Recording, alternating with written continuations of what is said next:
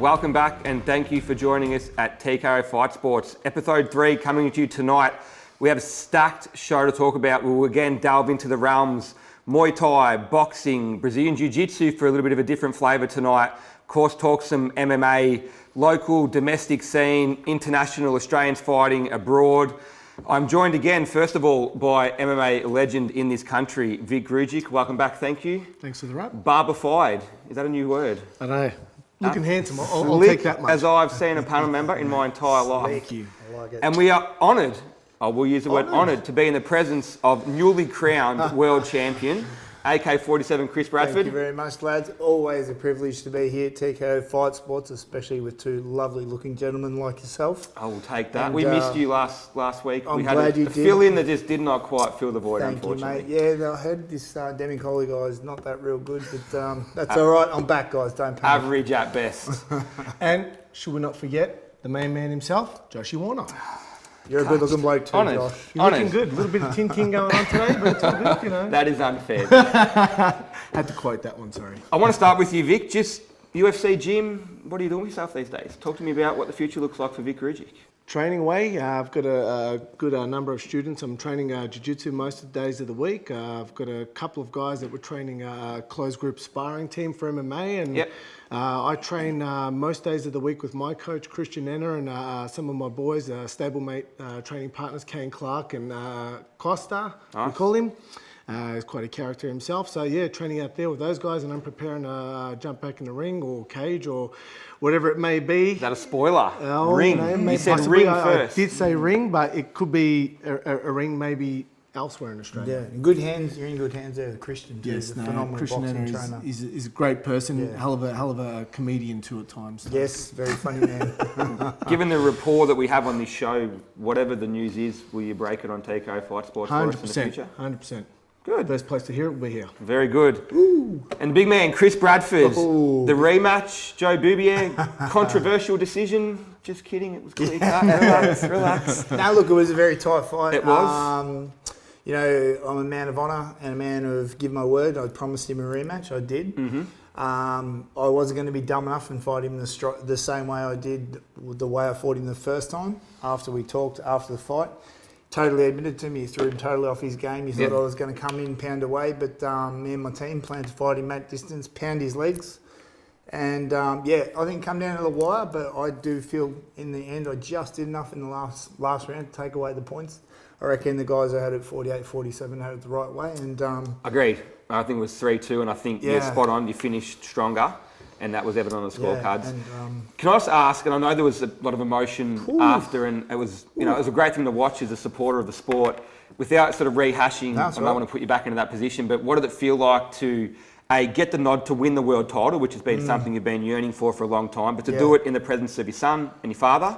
Yeah. How was that feeling? Man, it was like all the stars aligned. Anyone who knows me, and I had some beautiful messages, been pushing for that moment in time, a long time. My son, my eldest son, I haven't seen him for 2 years. We've been a bad sort of path we've gone down there, and it was so good to have him out of the nowhere. It came out. Didn't even know he was going to be there. My father dying of cancer, to be there, who knows through all the fight scene I've been through and how much I've put into this. And then to have all the family there as well, and all the stars aligned, and then you ended up seeing Big AK balling his ass off out on stage. So It was nice. it was pretty funny, but man, I'm proud of it.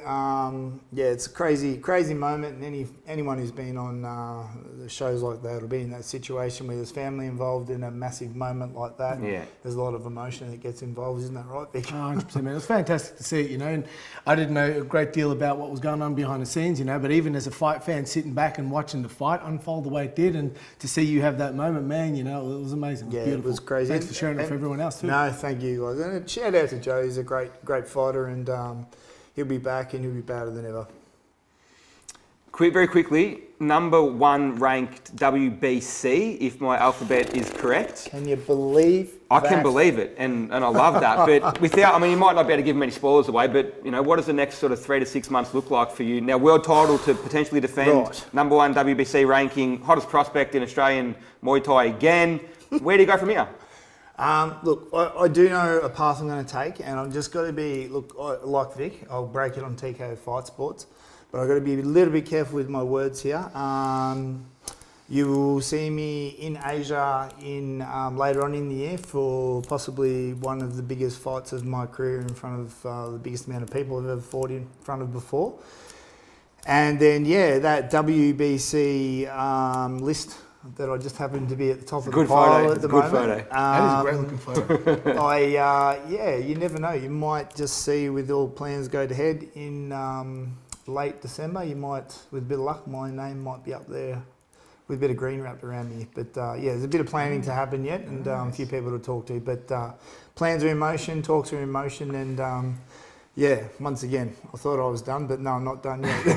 Thank you also for giving us way more than Vic gave us for the record. Oh, that's all right. That's what I'm here for. Gentlemen, this establishment is just something about it. The organic feel, sitting in a ring to start with is fantastic. Brizzy Brothers here in Kingsbury. How does it feel to be in the middle of a ring doing a show like this? Fantastic. I love it. I'm actually at one point, because we're in the middle of the ring, we've got Josh here. I don't know what you're thinking, but I'm kind of thinking we chuck some gloves on him and just run him around. It's either that. I think Demacoli's hiding out the back. We'll give him the right hand. Where is he? John Demacoli first, and I'll take care of you two after that. Yep. And we're going to grapple and submit as well, and then game over for everyone.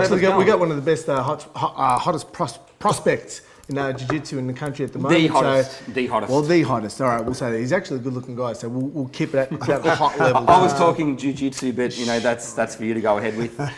Vicky's right. We have a stacked show today. Some very special guests. Daniel Schuard will join us shortly. We've got Kane Clark. We've got Chris Nguyen. We might see John Demacoli some stage if the producer lets him. Hopefully not. Yeah. Stick with us. We'll be back very shortly.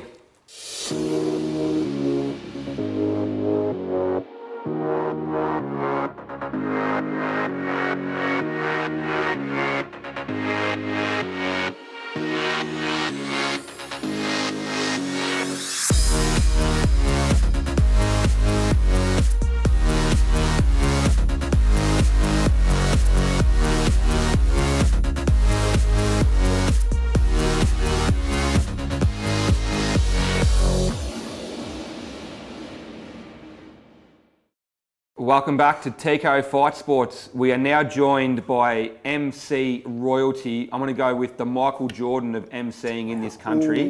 The GOAT himself, John Demacoli. The GOAT. Thank you very much. After your first intro, that was fantastic. Trying to even the ledger here, given we're sitting so close to I each actually other. just finished touching you before, Chris, after the World title fight, so a lot of touching going on. I'll keep my hands above the table. Please do, gentlemen. Shall do. Thank you for joining us, John. We are going to talk hardcore promotions. Mark Jalsey, first effort at promoting a Muay Thai show. Stellar effort. Great show. It was a stellar effort out at Frankston Performing Arts Centre. Good crowd. How was the food? Because he promoted the food was legit. Let me tell you, the first meals that came out, and please keep it up, the new bar has been set for promoters. There was prawns and oysters on tiers. I didn't get one bit of it, by the way. You weren't cutting weight, but... Mr. Gelsey, we're going to address that situation. It was impressive. And what a great first show. Packed house, smooth, well run, and already announced his second show. And well matched. Yeah. Yes. Every fight with a distance. Speaking of well matched, Chris, I'm going to throw straight to you. Yes. Jay and Kwan, Victorian title on the line. I unfortunately wasn't there and will be at the next one definitely. Everything I read was complete war. 5 rounds of non-stop action, backwards and forwards. Yeah. Obviously, Jay's your guy, so we'll talk through Jay, but your reflection on the overall fight as a starting point. Look, I'm a Muay Thai enthusiast, so even though Jay's my boy, Kwan, credit to him, Jay, credit to him. For me, that fight, and John, you probably agree, the belt was a bonus. The fight was a win in any situation because it had everything. It had drama, back and forward, it had elbows, it had blood, it had low kicks, it had sweeps, and what was unbelievable. There was absolutely no stopping. They were start to finish just going crazy. And it was absolutely awesome. And as far as the promoter goes, it was a promoter's first fight main event dream. It was such a good main event, and the whole crowd were going nuts. It was awesome. What a great first match. Jay first. Yep. Game plan. Did the young fella stick to it? Pretty much. Now, that's a good question. Kwan's gym's traditionally a bit more traditional styles than us. More of a kicking gym, catching the kicks. We love to come with our hands at elbows second and then finish with kicks. Now, Jay was going a bit early and a bit head hunting with the elbows very early. Did cut Kwan early, but he negated it well. Counter kicked nicely, and as the fight evolved and went on, you could see a great contrast of two styles going against one another. And then when they come to the corners have to figure it out and give them advice on what to do, and that was really cool. And credit to Kwan. I think in the last round he just finished off nicely with some combinations, some kicks. Yeah. Where Jay was still wanting to knock him out, so to speak. It was a little bit Boubier v Bradford in round 5. Yeah, the first one. It was the second one. It was in Kwan, I think, finished a bit more strategically, whereas Jay was sort of going for that highlight reel knockout, and similar to yourself, where you finished more strategically and Joe was sort of looking for that one punch finish. And Jay knows that we're not a predominantly really aggressive clinching gym. Yeah. Kwan broke his posture down really nice, and I had to talk Jay how to break the posture, break Kwan's grip off. And when he did that, did you notice that, John? Yeah. And when he did that, he negated it really well. Do you like that word, John? Negate. Yeah, I'll use that when I play Scrabble next time. Yep, thank you, mate. I was really happy with that. Anytime a fighter listens to you in the corner, it's a win as well. So, look, whoever went to the show, it was only about 8 or 9 fights would have got every dollar in that fight. 100%. For sure. And it just shows, like, you have a show, it finished at 10:35, 10:40 at night. Yeah. Lovely. It was in Frankston, an hour back home. It was a great night of action. Happy days. Did you have a cup of tea when you got to bed? I had a cup of tea. I did. I had a bit You watched the Hawks replay. Cried himself to sleep. Yeah. Earl Grey? I think actually won that week, which is okay. English breakfast. Were you close enough to hear Chris in the corner while Jay was doing his thing? I actually wasn't, so I didn't hear the wondrous words that came out of his mouth. Would have been great to get your critique of the cornership of the great man himself. No, do you know what? I could have bestowed you on my wisdom. You actually can hear Chris from the other side of the actual other side of the venue normally when Chris is in the corner, but Chris's voice does break very quickly in the night. And, it's a true story, people. He does. By the end of the first fight, he's like, front kick, knee. Well, sounds like a godfather, actually. Having said that, you did have a lot of cornering to do on the night, so I might start with you first, John. Clem Taylor. Mark Jalsey spoke to us about the benefits of having people, sort of the Rich Franklin of Muay Thai, that'll step up on 8 hours' notice. And throw down. So Clem was a late call-up. Can you talk us through Clem's performance? Clem was very, very was tidy. A very late call-up, but by no means was he underprepared. He fought really well, probably a very aggressive and one of the better Clems I've seen. I thought he fought really smart. He fought a really good game. He kept that game plan through and won the fight, I thought, pretty easily. Yeah, so Clem, I would say, is probably our most technical fighter in our gym. I like to say Jay is our best hands fighter in our gym, and they've got another little superstar in Isaac Thomason who's got the best tricks in the gym. So one thing I love about our gym, everyone's got their own little tricks of the trade or specialties they love to do. I don't know what I do. I think I just punch people and it works all right. So you got the body shots, pal. The body shots. But it's a cool trait, and as you said, John, he's a great technician. Man, you give that guy one instruction about shift your little toe or your little finger one way while you punch the bag, and then you'll go over the bag, and half an hour he'll shift that little toe in the right direction for half an hour repetitively. So it's really good. And Jaden, early on in the card as well? Jaden, he did a really good job. I'm very impressed. A young fighter. He took a little bit of time off. He got a bit sideways there, as all young fellas do. He's came back and he wanted it. I said to me, show me you want it. And his trainer, Tom, that's helping him out, that's my pad holder, and with me guiding him as well. Really showed good discipline. The main thing I said to him on the night was, don't go backwards, because he goes backwards too much. Show no fear, come forwards, as we all know, stand tall, walk forward.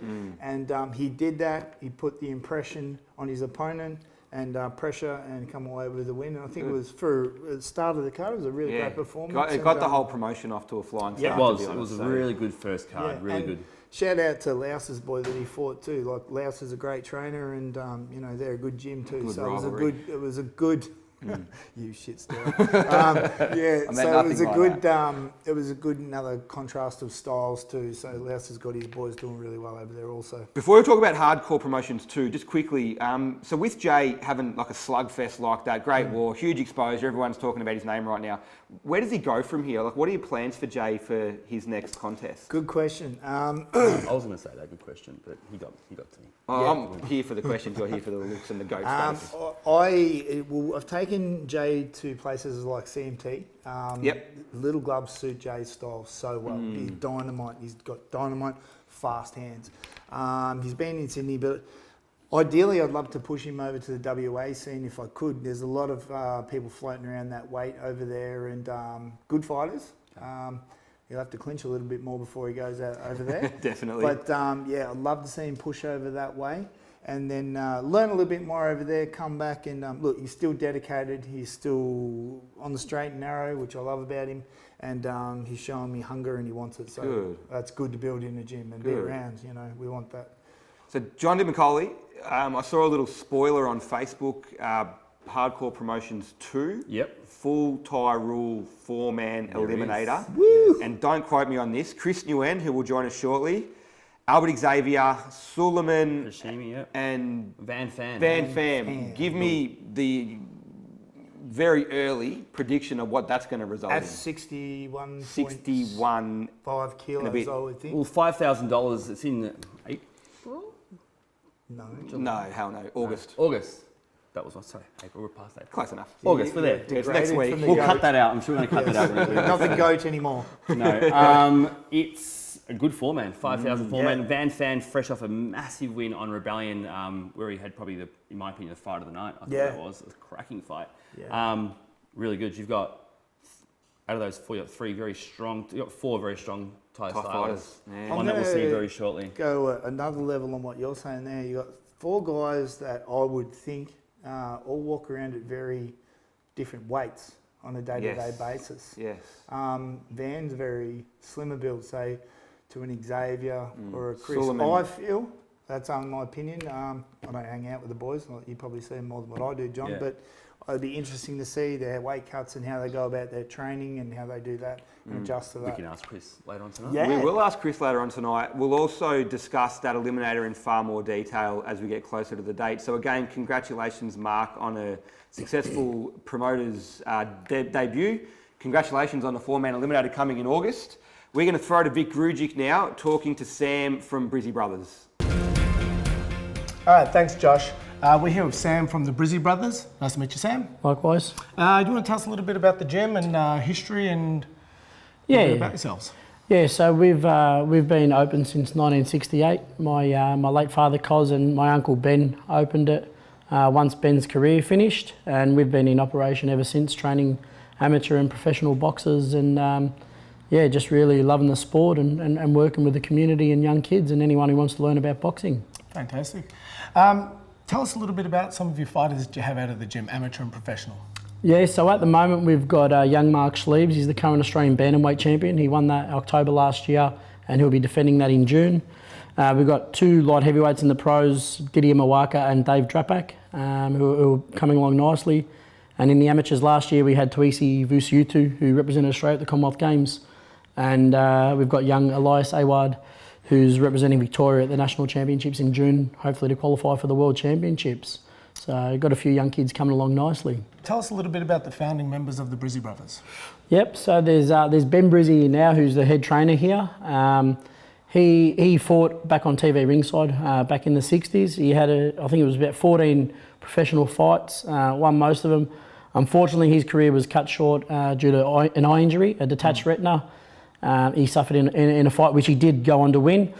And unfortunately in those days, if he didn't get onto injuries quick enough and treat them quickly enough, they were pretty damaging and pretty severe. And that's what happened. And from there, the age of 21, he had to give it away. And him and my father, Cos, turned their hand to coaching and promoting and matchmaking. And they've been going strong ever since. And, he's seen everything in the sport. So he's... Now, I've heard that you guys are the Brizzy Brothers, run some competitions for amateurs and whatnot. Could you tell us a little bit about that, please? Yeah, not a problem. So Dad and Benny have been the matchmakers and promoters for Boxing Victoria, which is the lead amateur boxing association in Victoria for over 30 years now. And we run shows every couple of weeks, from Brunswick to Burwood to Werribee, all over the state really. Sometimes we go regional as well. And yeah, it's just about sort of blooding the next generation of amateur boxers. You know, we've had the likes of Harry Garside come through, Graham Brook, Lester Ellis.